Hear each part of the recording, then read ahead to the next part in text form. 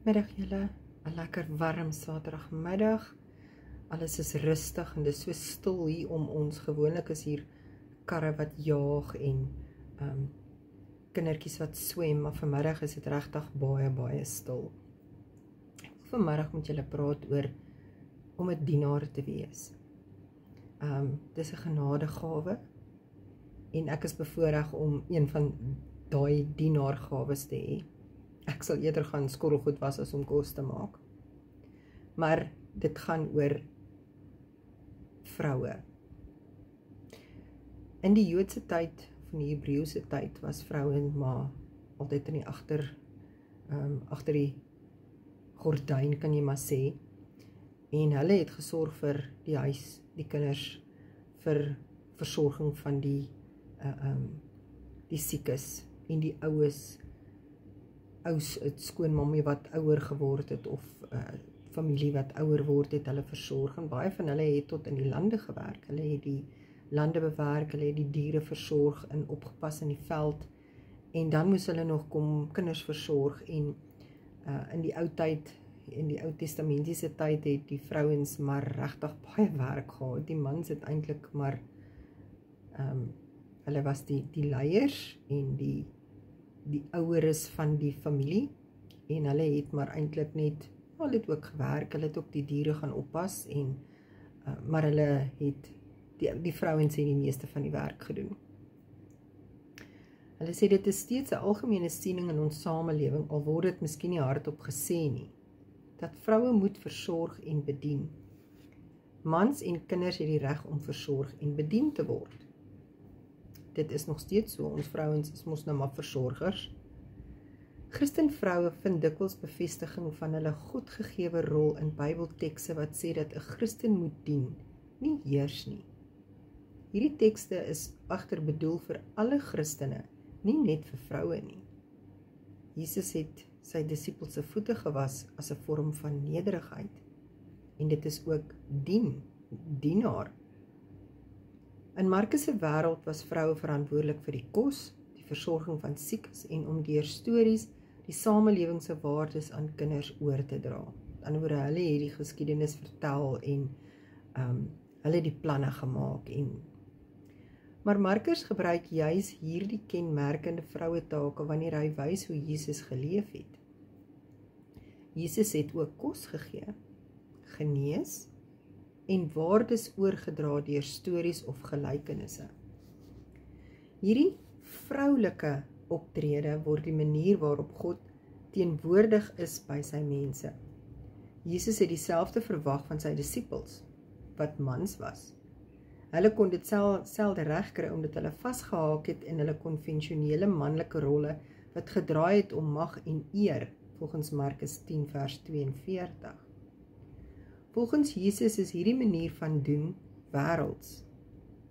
Aanhalingstekens sê hy, by julle moet dit nie so wees nie. Hulle moet sy radikaal nuwe waardes aanneem. Die ideaal van selfloosheid, liefde vir ander, die bereidheid om te dien oor grense heen, geld vir alle Christene, mans en vroue. Jesus gebruik die vroue gedrag van sy tyd om die nuwe waardes te verduidelik.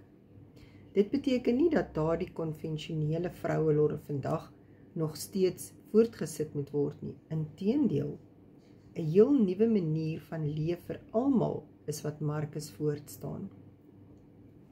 In Markus 16 is vroue immers die sendelinge wat vir die mans moet gaan vertel wat Jesus se graf gebeur het. Nogal iets nuuts in die Joodse omgewing.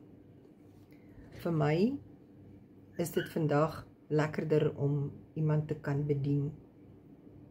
Die vreugde wat ek byvoorbeeld daar uitput is om te weet dat ek nie ondergeskik is nie, maar dat ek kan die geleentheid het om iets vir iemand te kan doen.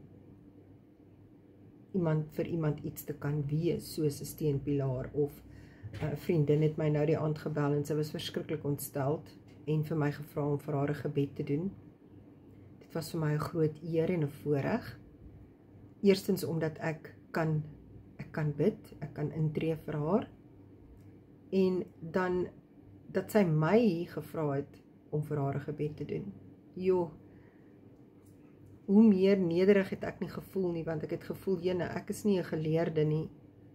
Dit wat ek weet is maar min. Maar dat sy vertroue gehad het in my gebed. En dit was vir my 'n voorreg om dit vir haar te kon doen.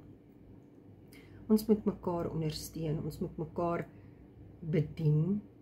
Ek bedoel nie dat jy 'n vloerlap moet wees nie. Dit is nie wat ek sê nie. Maar dit is so lekker eintlik om net vir iemand anders iets te kan beteken. Om nederig te wees. Om daar te wees, iemand kan dalk vir dae of wanneer ook al maande dalk nie met jou praat nie, en wanneer hulle in die moeilikheid is, kan hulle dalk besef, yesterday, laat ek haar skakel, of laat ek hom bel, hy sal vir my kan help, hy sal vir my raad gee, en hy sal vir my kan bid, want God is die enigste ene wat ons kan help in situasies, baie situasies, elke situasie, elke dag se situasie, en nederigheid, diensbaar, om diensbaar te wees vir jou mindere, jou meerdere. Ek sê ook nie, jy moet jou kinders se diensbaarheid beskikbaar stel, dat hulle met jou kan mors nie. Kinders kan maklik, ons kan hulle baie maklik bederf nie. En daarom sê ek dat ons diensbaar is met liefde. En die persoon wat ons dan dien, moet dit aanvaar dat ons dit in liefde doen.